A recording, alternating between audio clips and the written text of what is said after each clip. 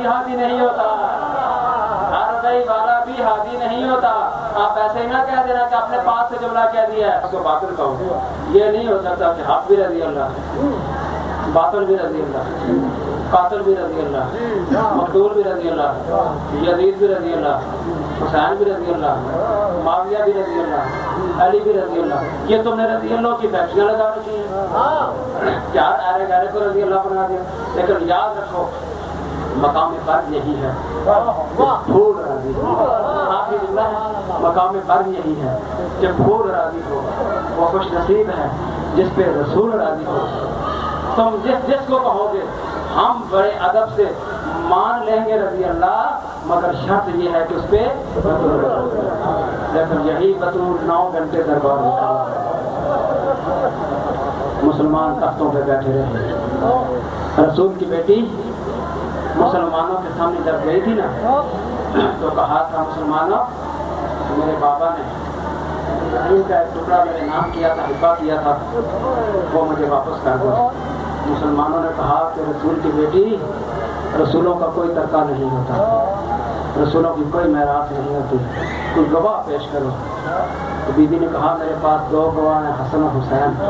کہا وہ چھوٹے بچے ہیں، بچوں کی گواہی قابل قبول نہیں ہے۔ اس وقت بی بی رو کے فرماتی ہیں کہ یہی حسن و حسین مقابلے میں جاتے ہیں، عیسائی کو گواہی قبول کر لیتے ہیں، تم کیسے مسلمان ہو؟ میں کہتا ہوں کہ یہی رسول کی بیٹی ہوگی، محشر کا میدان ہوگا، آواز قدرت آئے گی، اے اہل محشر اپنے سروں کو جھکا لو، اپنی آنکھوں کو بند کر لو۔ اس وقت کائنات کے سب سے بڑے مظلوم کی ماں خالق کی بارگاہ میں اپنے بیٹے کے قتل کا مقدمہ لے کر جا رہی ہے۔ اقدار و بہار الانوار کا جملہ نہ ہوتا آپ کے سامنے کبھی بھی نہ کہتا۔ بہار الانوار میں لکھا ہے بھائی جان مجھے معاف کر دینا، سید بادشاہ آپ کی دادی کی مصیبت کا جملہ ہے مجھے معاف کر دینا۔ بہار الانوار میں علامہ باقر مجلسی تحریر فرماتے ہیں کہ رسول کی بیٹی اس انداز میں میدان محشر میں آئے گی کہ ایک ہاتھ پر عباس کا کٹا ہوا بازو ہوگا، دوسرے ہاتھ کی انگلی پکڑے ہوئے 4 سال کی معصومہ بچی جس کے کانوں سے خون جاری ہوگا، اور کندھے پہ حسین کا خون آلودہ کرتا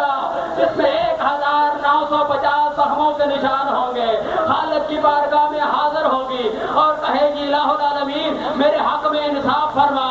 اگر ایک گھر سے ایک جنازہ اٹھے لوگ پرسہ دینے کے لیے آ جاتے ہیں، تو اب کیا والوں مجھے بتاؤ جب یہاں سے بہادر حسین شاہ کا جنازہ اٹھا تھا تو یہاں پہ کیا منظر تھا؟ ہر کوئی سیدوں کے گلے لگ لگ کے رو رہا تھا کہ تمہارا بڑا قضیہ ہو گیا، تمہارا بڑا نقصان ہو گیا۔ رسول کی بیٹی کہے گی کہ ایک جنازہ اٹھے لوگ پرسہ دینے آتے ہیں، میرے گھر سے 72 جنازہ اٹھا، میرے گھر سے 72 جنازہ اٹھا، مجھے بیٹوں کا پرسہ کسی نے نہیں دیا، میری زینب کی چادر کا پرسہ کسی نے نہیں دیا، میری سکینہ کی یتیمی کا پرسہ کسی نے نہیں دیا۔ ہاں دادارو ایک جملہ کہنا چاہتا ہوں، سید دادا وہ بھی بڑے فخر سے پڑھتا ہے کہ حسین کے سر نے نو کے نیزہ پر قرآن کی تلاوت کی تھی، کی تھی نا حسین کے سر نے نو کے نیزہ پر قرآن کی تلاوت۔ اب میں اتنا بڑا مصیبت کا جملہ کہنے جا رہا ہوں، اگر برداشت کر سکو تو کر لینا۔ کبھی ذاکرین نے، کبھی علماء نے، کبھی سادات نے، کبھی مومنین نے اس بات سے بھی غور کیا گیا ہے کہ حسین کے سر کو نیزے پہ بلند کیسے کیا گیا۔ دو ہی تو صورتیں ہو سکتی ہے، ایک یہ کہ حسین کا سر زمین پہ رکھ کے اس پہ نیزہ مارا گیا ہوگا، یا نیزہ زمین پہ کھڑا کر کے اس پہ حسین کے سر کو مارا گیا ہوگا۔ مجھے بتاؤ جب حسین کے سر پہ شبر نیزے مار رہا تھا اس وقت سکینہ کی کیا حالت ہوگی، اس وقت زینب کی کیا حالت ہوگی؟ جامرہ خطاب فرمائیں گے۔ اب آپ کے سامنے مولا کے بہترین مداح جناب غلام علی بھٹی آپ سمالیہ۔